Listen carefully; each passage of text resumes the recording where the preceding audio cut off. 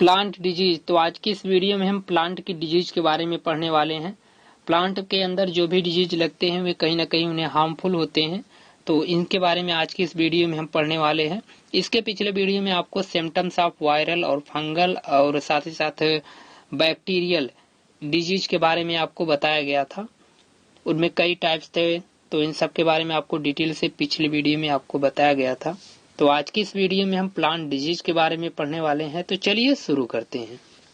Plant के अंदर जो इन्फेक्शन होता है या फिर जो पैथोजन के द्वारा जो इन्फेक्शन होता है या ट्रांसफर जो होते हैं पैथोजन एक जगह से दूसरे जगह पर, या फिर इन्फेक्शन के आधार पर जो डिजीजेज होती हैं प्लांट के अंदर, उसे दो कैटेगरीज में डिवाइड किया गया है। पहला इसमें जो है वह इन्फेक्शियस डिजीज है, दूसरा जो है वह नॉन इन्फेक्शियस डिजीज है। इन्फेक्शियस डिजीज क्या होता है? इन्फेक्शियस डिजीज पार्टिकुलर किसी एक पैथोजन के थ्रू काज किया जाता है, तो उसे हम इन्फेक्शियस डिजीज बोलते हैं। जैसे इसमें है the plant disease which are caused by infection of any pathogen, यानी कि प्लांट के अंदर होने वाली ऐसी डिजीज जो किसी पैथोजन के थ्रू काज हो, उसे हम इन्फेक्शियस डिजीज बोलते हैं। इस इन्फेक्शियस डिजीज के आधार पर, यानी कि on the basis of pathogen के आधार पर जो ये डिजीज है या फिर जो इन्फेक्शियस डिजीज है, इसको फॉलोइंग कैटेगरी में इसे डिवाइड किया गया। जैसे डिजीज काज्ड बाय फंजाई के अंदर फंजाई के द्वारा होने वाली डिजीज काज्ड बाय निमेटोड्स के द्वारा, या फिर माइकोप्लाज्मा के द्वारा, वायरस के द्वारा, प्रोटोजुआ के द्वारा, बैक्टीरिया के द्वारा या पैरासिटिक हायर प्लांट्स के द्वारा, इन सब चीजों के द्वारा जो डिजीज होती है वह इन्फेक्शियस डिजीज होती है। तो इन्फेक्शियस डिजीज आपको समझ लेना है कि इन्फेक्शियस डिजीज जो होती है वह पार्टिकुलर किसी एक पैथोजन के थ्रू होती है। और पैथोजन में कोई पैथोजन हो सकता है, वह फंगस हो सकता है, माइकोप्लाज्मा हो सकता है, बैक्टीरिया हो सकता है, वायरस हो सकता है, प्रोटोजुआ हो सकता है, किसी भी प्रकार का पैथोजन होता है। लेकिन याद रखना आपको कि अगर इन्फेक्शियस डिजीज जो होती है वह किसी पर्टिकुलर एक पैथोजन के थ्रू होती है। इसके बाद इसमें जो अगला है वह नॉन इन्फेक्शियस डिजीज होती है। नॉन इन्फेक्शियस डिजीज यानी कि जैसे नाम से ही जाहिर है कि इसमें किसी प्रकार का कोई पैथोजन नहीं होगा, तो इसे हम नॉन इन्फेक्शियस डिजीज बोलेंगे। नॉन इन्फेक्शियस डिजीज को हम फिजियोलॉजिकल डिसऑर्डर भी बोलते हैं, यानी कि उसके फिजियोलॉजी में कुछ डिसऑर्डर हो जाता है, कुछ चेंजेस हो जाते हैं, कुछ एबनॉर्मेलिटीज हो जाती है, जिसके कारण यह डिजीज होती है। तो नॉन इन्फेक्शियस डिजीज क्या होती है? The plant disease which do not transmit plant to plant are known as non infectious disease, यानी कि ऐसा डिजीज, ऐसी प्लांट में होने वाली डिजीज जो एक प्लांट से दूसरे प्लांट्स में ट्रांसफर ना हो, जिसमें ट्रांसफर ऑफ दी पैथोजन ना, यानी कि पैथोजन जो है वह एक प्लांट से दूसरे प्लांट में ट्रांसफर ना हो, तो उसे हम नॉन इन्फेक्शियस डिजीज बोलते हैं। इनमें कोई पैथोजन नहीं रहता, इसको आपको याद रखना है कि जो नॉन इन्फेक्शियस डिजीज होता है किसी एक कोई पर्टिकुलर फंगस के थ्रू या फिर माइकोप्लाज्मा, बैक्टीरिया, ये सब जो है इन सब चीजों के द्वारा नहीं होता, या इसमें प्लांट्स एक प्लांट से दूसरे प्लांट्स में इनका ट्रांसफर भी नहीं होता, तो ऐसे डिजीज को हम नॉन इन्फेक्शियस डिजीज बोलते हैं। इसमें होता क्या है, कुछ फिजियोलॉजिकल डिसऑर्डर हो जाते हैं। फिजियोलॉजिकल डिसऑर्डर का मतलब जैसे उनकी जो वहाँ की जिस एरियाज में जिस प्लांट का कल्चर हम करते हैं या फिर कल्चर करते समय उसकी सॉइल में कुछ परिवर्तन हो जाए, उसका सॉइल का पीएच लेवल अलग हो जाए, इसके वजह से डिसऑर्डर हो जाए, एयर में प्रॉब्लम आ जाए, मैकेनिकल इंजरी हो जाए, तो इन सब तरीकों से जो भी प्लांट के अंतर्गत जो एबनॉर्मलिटीज आती है या फिर जो इन्फेक्शन से, इसमें इन्फेक्शन तो नहीं होता, जो भी एबनॉर्मलिटीज या सॉइल में प्रॉब्लम हो, जैसे उसका पीएच लेवल डिसऑर्डर हो जाए, एयर में कुछ प्रॉब्लम हो जाए, मैकेनिकल इंजरी हो जाए, तो ऐसे प्रकार की जो डिजीज होती हैं प्लांट के अंदर, उसे हम नॉन इन्फेक्शियस डिजीज बोलते हैं। तो आपको याद रखना है कि जो इन्फेक्शियस डिजीज होती है वह किसी एक पैथोजन के थ्रू होती है।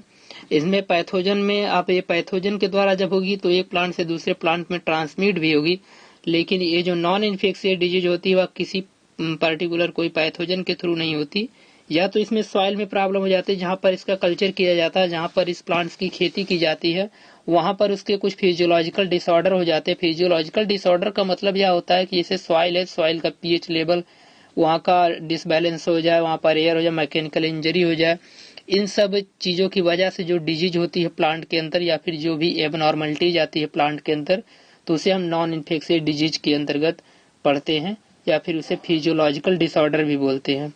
तो on the basis of causes of disease, यानी कि ये नॉन इन्फेक्शियस डिजीज के आधार पर जो डिजीज होती है, तो उसे फॉलोइंग स्टेप में यहाँ पर है, जैसे मिनरल टॉक्सिसिटी हो जाती है। मिनरल्स जो है सॉइल के अंदर जो मिनरल्स रहते हैं, न्यूट्रिएंट्स जो मिनरल्स वगैरह रहते हैं उसमें टॉक्सिसिटी आ जाती है। टॉक्सिसिटी का मतलब उसमें कुछ टॉक्सिक सबस्टेंस आ जाते हैं। This toxic substance are harmful of the plant. तो ये जो टॉक्सिक सबस्टेंस होते हैं प्लांट्स के लिए हार्मफुल होते हैं, इसलिए प्लांट के अंदर एबनॉर्मेलिटी जाती है।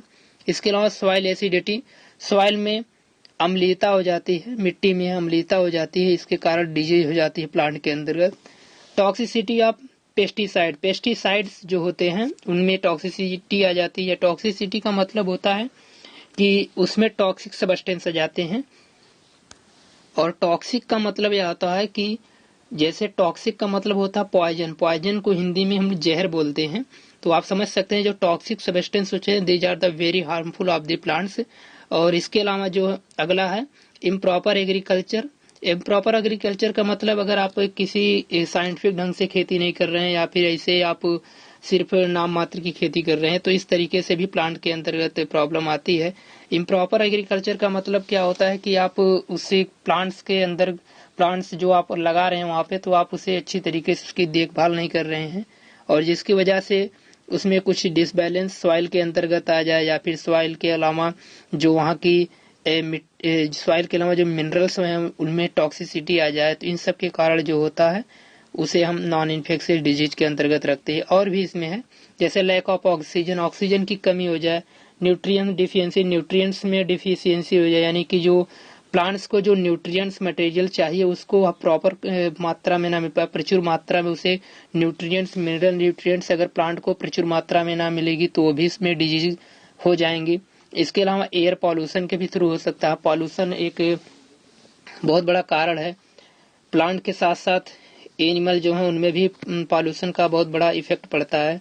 तो एयर पॉल्यूशन के द्वारा भी प्लांट्स के अंदर एबनॉर्मेलिटीज आ जाती है, जिसकी वजह से नॉन इन्फेक्शियस डिजीज के अंतर्गत इसे हम स्टडी करते हैं। इसके अलावा हाई टेम्परेचर हो जाए और इसके अलावा सॉइल में एक्सेस ऑफ सॉइल के अंतर्गत बहुत ज्यादा मॉइस्चर हो जाए, lack of access of light, वहां पर उसे प्रॉपर लाइट न मिल पाए। जिससे लाइट नहीं मिल पाएगी तो क्या होगा कि जब लाइट नहीं मिलेगी तो जो प्लांट्स है उसकी अंदर जो लीव्स हैं, लीव्स में क्लोरोफिल डिसअपियर हो जाए, क्योंकि अगर उसे लाइट नहीं मिलेगी तो होगा क्या कि वो भोजन तो अपना बना नहीं पाएगा, जिसकी वजह से जो प्लांट्स है उसकी डेथ हो जाएगी। तो ये सब कुछ कंडीशंस हैं जो नॉन इन्फेक्शियस डिजीज के अंतर्गत इन्हें हम पढ़ते हैं। तो नॉन इन्फेक्शियस डिजीज का मतलब यह होता है कि अगर डिजीज किसी पार्टिकुलर पैथोजन से ना आकर उसके सॉइल में आ जाए या फिर जो मिनरल्स हैं उनमें टॉक्सिक सबस्टेंस आ जाए, तो ऑक्सीजन की कमी हो जाए, एयर पॉल्यूशन हो जाए, इन सब एबनॉर्मेलिटीज की वजह से जो डिजीज होती है उसे हम नॉन इन्फेक्शियस डिजीज के अंतर्गत पढ़ते हैं। और इन्फेक्शियस डिजीज का मतलब यह होता है कि यह जो डिजीज होती है वह किसी पैथोजन के थ्रू होती है, किसी पर्टिकुलर पैथोजन के थ्रू होती है, तो उसे हम इन्फेक्शियस डिजीज बोलते हैं। तो यह फंगस हो सकता है, निमेटोड्स हो सकते हैं, माइकोप्लाज्मा हो सकता है, बैक्टीरिया हो सकता है, वायरस हो सकता है, इसके अलावा प्रोटोजोआ हो सकता है। तो इन सब ये सब जो पैथोजन है इनके द्वारा जो डिजीज होती है उसे हम इन्फेक्शियस डिजीज के अंतर्गत उसका स्टडी करते हैं। तो ये हुआ नॉन इन्फेक्शियस डिजीज और इन्फेक्शियस डिजीज। तो ये सब कुछ टाइप्स हैं डिजीज की जो इन्फेक्शियस और नॉन इन्फेक्शियस डिजीज के आधार पर इसे हम स्टडी करते हैं। इसके बाद हम देखते हैं अगर किसी प्लांट्स में डिजीज का इन्फेक्शन हो जाता है, यानी कि पैथोजन का इन्फेक्शन हो जाता है, तो उसके लिए कुछ रूल्स और रेगुलेशन लाए जाते हैं जो साइंटिस्ट के द्वारा पहले से ही बनाए गए हैं। तो जैसे plant disease management and control method.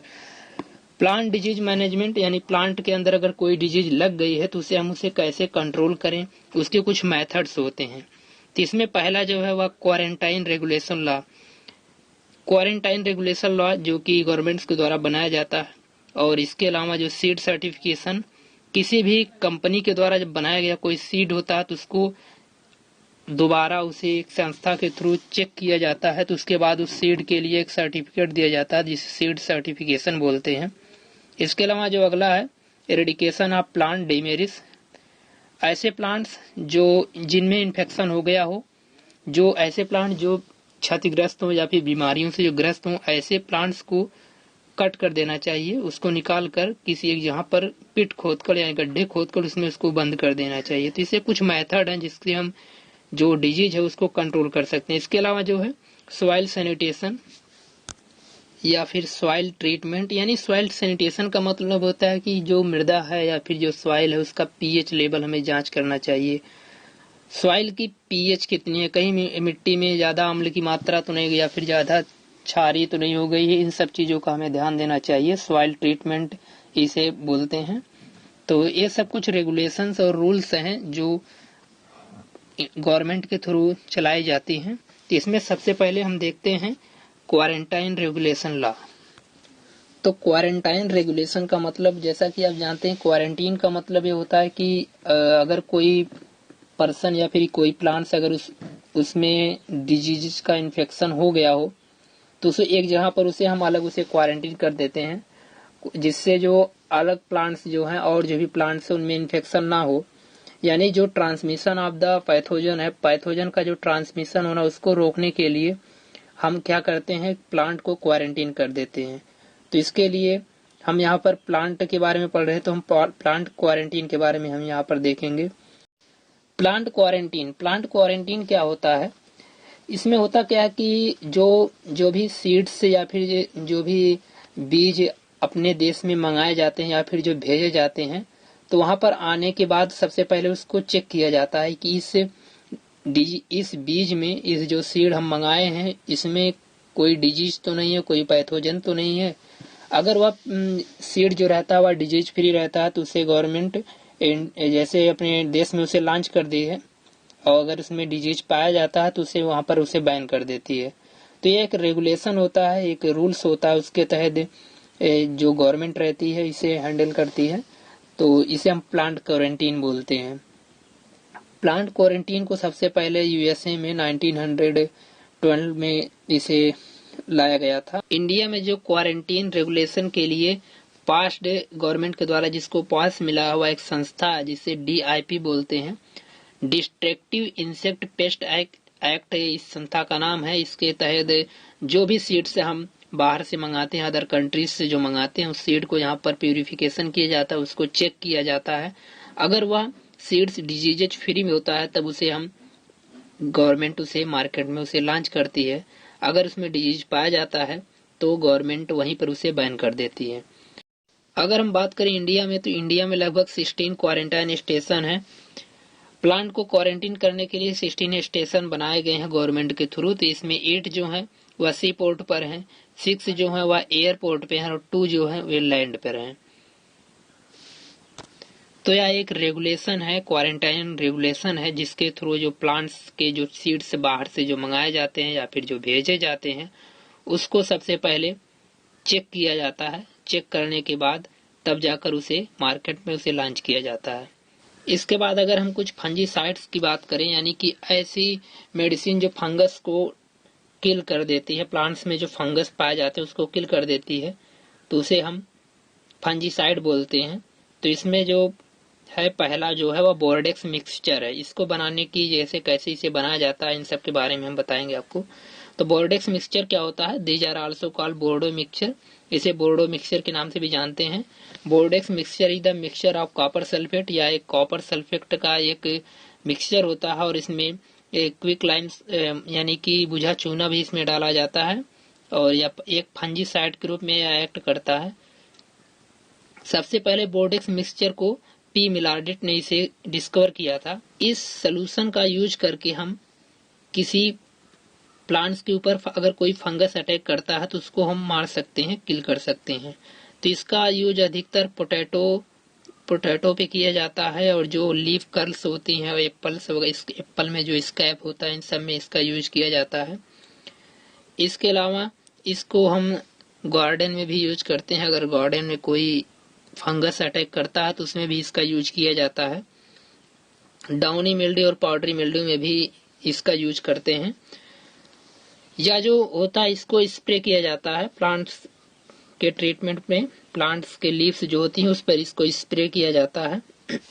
अगर इसके हम प्रिपरेशन की बात करें तो प्रिपरेशन में इसको सबसे पहले इसमें कॉपर सल्फेट लेते हैं जिसे ब्लू स्टोन भी बोलते हैं, और लाइम लेते हैं जिसे हाइड्रेटेड लाइम या फिर बुझा चूना बोलते हैं, और इसके बाद वाटर लेते हैं। इसमें 4 kg कॉपर सल्फेट होता है और 4 kg हाइड्रेटेड लाइम होता है उसमें 50 लीटर यानी कि 50 लीटर उसमें वाटर मिलाते हैं। मिलाने के बाद इसको जब एक विलियन बन जाता है या फिर जो सोल्यूशन इसे बन जाता है, उसके बाद इसको आधे घंटे के अंदर इसे हम ऐसे प्लांट्स पर इसको स्प्रे करते हैं जो फंगस से जिस पे फंगस अटैक किया हो। तो उसके बाद होता क्या है कि आधे घंटे के अंदर में उसे हम इसको स्प्रेइंग कर देते हैं। स्प्रेइंग करने के बाद इसमें जो फंगस होता है वह डेथ कर जाता है। तो यह एक बोर्डेक्स मिक्सचर जो है वह एक फंजीसाइड है जिसका यूज करके हम फंगस को किल कर सकते हैं। तो आज की इस वीडियो में हमने प्लांट डिजीज के अंतर्गत जो डिजीज होती हैं या फिर इन्फेक्शियस डिजीज या फिर जो नॉन इन्फेक्शियस डिजीज, इसके अलावा जो कुछ रेगुलेशंस और लॉ और साथ ही साथ कुछ फंजीसाइड्स के बारे में आपको बताया। तो अगर आपको यह वीडियो इन्फॉर्मेटिव लगी हो तो इसे लाइक करना ना भूलें, साथ ही साथ चैनल को सब्सक्राइब करें।